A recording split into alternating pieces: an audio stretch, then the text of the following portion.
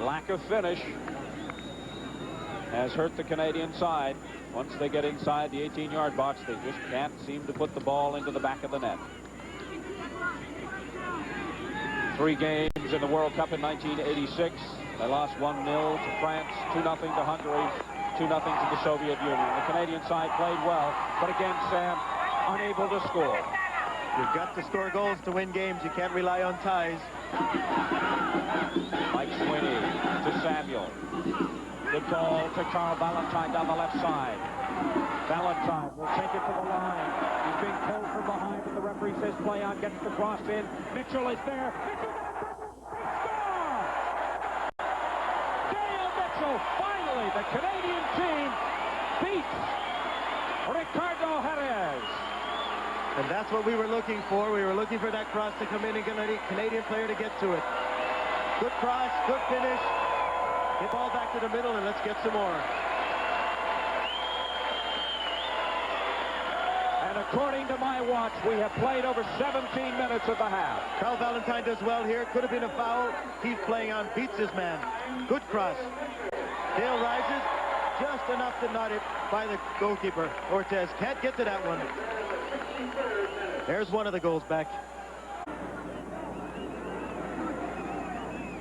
It's certainly not lack of effort on the Canadian side. They have really worked very, very hard in this game, but they just haven't been able to finish in the way that they need to finish in this game against Guatemala. It's just that last touch in the ball when they need it. It's not there. Mitchell, who has played well, gets it to Fitzgerald with a good move. Fitzgerald beats his man, and now the referee points to the spot. Canada will get a penalty kick from the spot. Tremendous move by John Fitzgerald. He's caused nothing but trouble for that left side of that Guatemala defense since he came on. But it was a tremendous pass from Dale Mitchell that set him up in that position. Definite penalty. And it would appear that Dale Mitchell is going to take it. I thought maybe that Dominique Mobilio would take it as we look at the foul again inside the 18-yard box, and the referee did not hesitate. He blew it down right away, pointed to the spot, so it's a penalty kick. One of the most dramatic moments in soccer. Dale Mitchell against Ricardo Jerez, the Guatemalan keeper.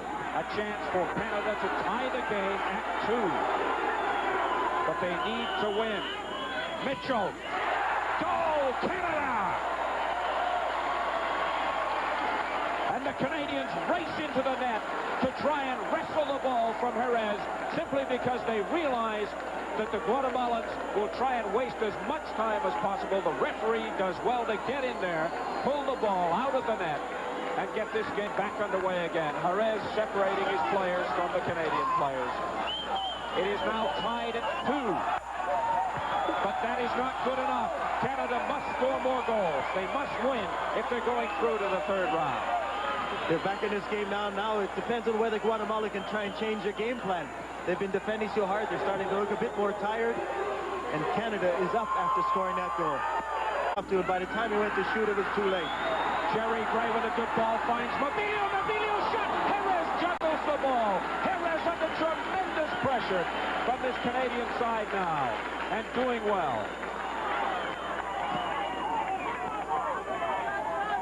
Samuel. And it goes into touch, and that will relieve some of the pressure as we look at how Jerez had to juggle the ball. That ball must be very slippery because, as we mentioned earlier, the rain has been coming down throughout the entire game. Mobilio.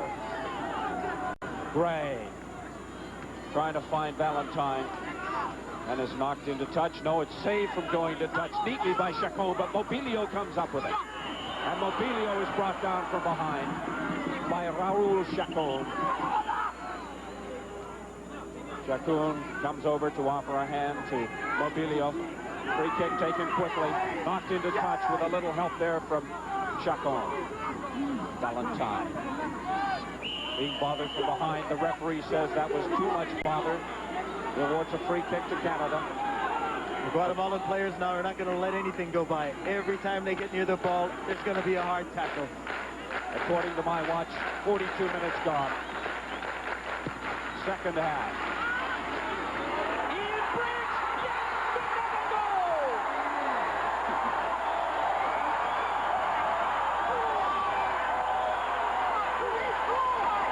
Jerez there came looking for the ball. It was just too far away. What a great header by Ian Bridge. Now it's Canada 3, Guatemala 2. But this is where the away goals will come into play. Tremendous cross by Jerry Gray. Jerez looks to come out, knows he's in trouble. Ian Bridge, what a great header. Ian Bridge coming up with a goal that puts Canada on top 3-2. So if the score stays this way, Canada will still lose, simply because the series will be tied with 2 points each, but those away goals count 2 each, and they will decide the outcome of this series. But the Canadians have done very, very well indeed to battle back from a 2-0 deficit and now lead by a score of 3-2. 89 minutes played. We're in the final seconds of this game, but I'm sure the referee will add on some time for stoppage. Miller again to John Fitzgerald down the right side. Fitzgerald at the top of the 18-yard box. Fitzgerald losing the ball. Each time Canada comes forward, they are so dangerous. Randy Samuel now, the lone back for Canada. It's a 2-on-1. Randy Samuel in pursuit. There's the cross. Shaq Cole was running towards the far post, but unable to get to it. Canada now has really nothing to lose. They got to go for it, and that is going to happen when they're going to do that. They just have to pen them in their own end. They've got to look for that fourth goal that would eventually tie the series and force overtime. Here's the last opportunity for Guatemala as Canada come forward looking for goal number 4. Carl Valentine off the defender. Valentine struggling. The referee says play on. The Canadians were looking for a foul. The referee indicates a Guatemalan ball. It's Canada 3, Guatemala 2. We're into injury time, stoppage time, as tacked on by that man, Bernie Ulao of Costa Rica. And we can see Ian Bridge playing up front. And there goes the whistle to end the game. A valiant effort by the Canadian team. They lose to Guatemala 3-2. Canada win the second game. Guatemala win the first game. But because of the 2 goals that Guatemala scored here at Swangard Stadium, they will go through to the third round. A tremendous effort from the Canadian side. The Canadian team showed us in the second half that they could come back and they could score goals, but just a little too late.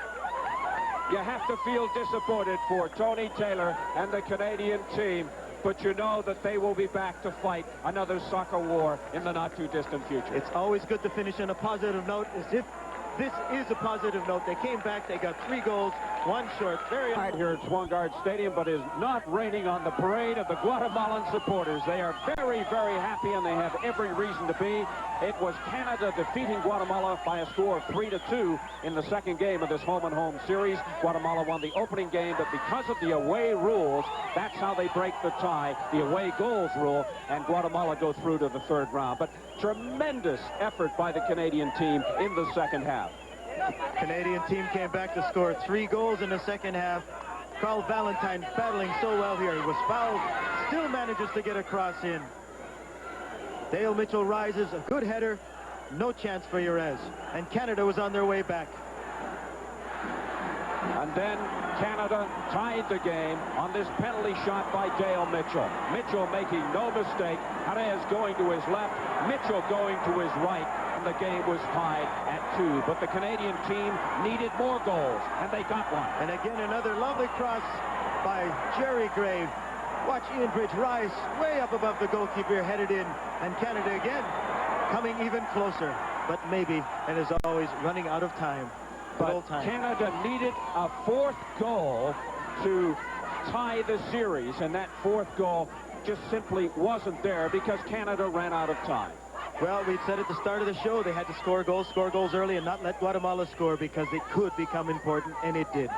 Sam, I thought the difference in this game was the way the Canadians came out tight at the very beginning, and that cost them. Absolutely. I think they could have been a little more aggressive in their marking and in their tackling, and at times they looked a little disorganized in the back. They battled back tremendously,